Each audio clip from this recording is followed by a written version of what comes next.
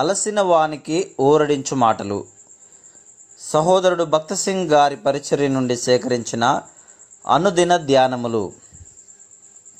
ఇశ్రాయేలీయుల దేవుడైన యెహోవా రెక్కల క్రింద సురక్షితముగా నుండునట్లు నీవు వచ్చితివి. ఆయన నీకు సంపూర్ణమైన బహుమానమిచ్చును. రూతు గ్రంథము 2వ అధ్యాయము 12వ వచనము.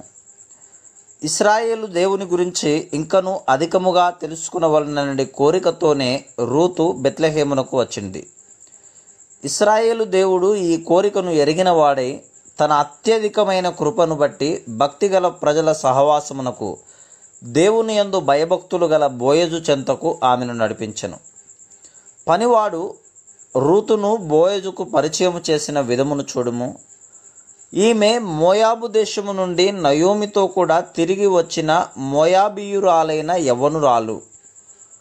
రూతు గ్రంథము 2వ అధ్యాయము 6వ వచనం.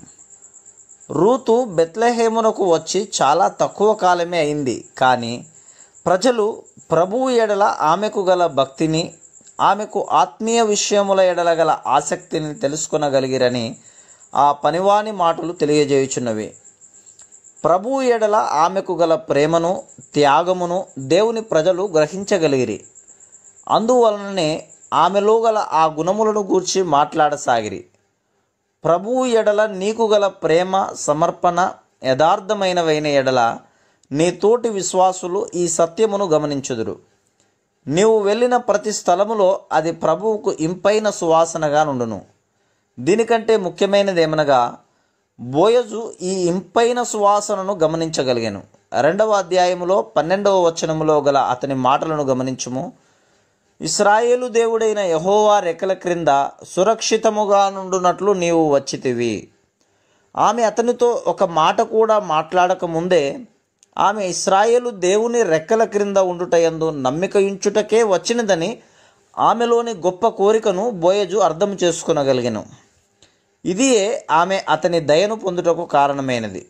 ఫలితముగా ఆమెను తన భార్యగా చేసుకొనెను.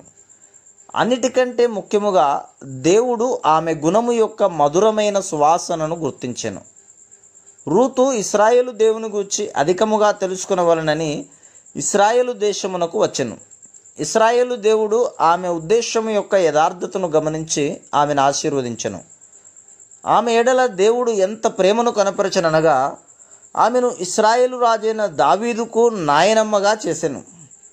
ఆయన పరలోకపు ప్రణాళికను అనుసరించి ఆ వంశములోనే తన కుమారుని ఈ లోకములోనికి పంపెను. దేవుడు రూతును ఆశీర్వదించెను. ఆమెను ఆశీర్వదించుట వలన అనేకులు ఆమె ద్వారా ఆశీర్వదించబడిరి. ఆమె తన జీవితము ద్వారా మీరు నన్ను వెదకిన ఎడల, పూర్ణ మనస్సుతో నన్ను గూర్చి విచారణ చేయునెడల మీరు నన్ను కనుగొందురు అని ఇర్మియా గ్రంథము 29వ అధ్యాయము 13వ వచనములోనున్న సత్యమును రుజువుపరిచింది.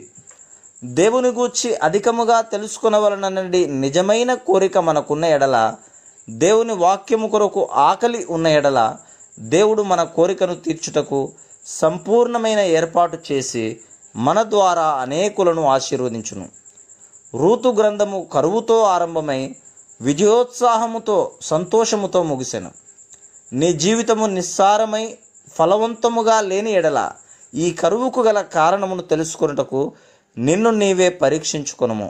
బహుశా నీవు సహవాసమునకు దూరముగా ఉన్నావేమో, లేక లోక సంబంధమైన పనిపాటలలో విరామము లేక ఉన్నావేమో, లేక ప్రార్థన సమయమును తక్కువ చేస్తువేమో పరీక్షించుకొనుము. నీ జీవితములో నీవు కలిగి ఉన్న ఫలించని స్థితికి కారణం ఏదైనను నీవు అదే స్థితిలో కొనసాగనవసరం లేదు. నీవు నిజమైన పశ్చాత్తాపముతో ప్రభువు వైపు తిరిగిన ఎడల ప్రభువు నిన్ను క్షమించి నీ దుఃఖమును సంతోషముగా మార్చును, నీ కన్నీటిని నవ్వుగా మార్చును, నీవు నష్టపోయిన దానినంతటినీ సమకూర్చును.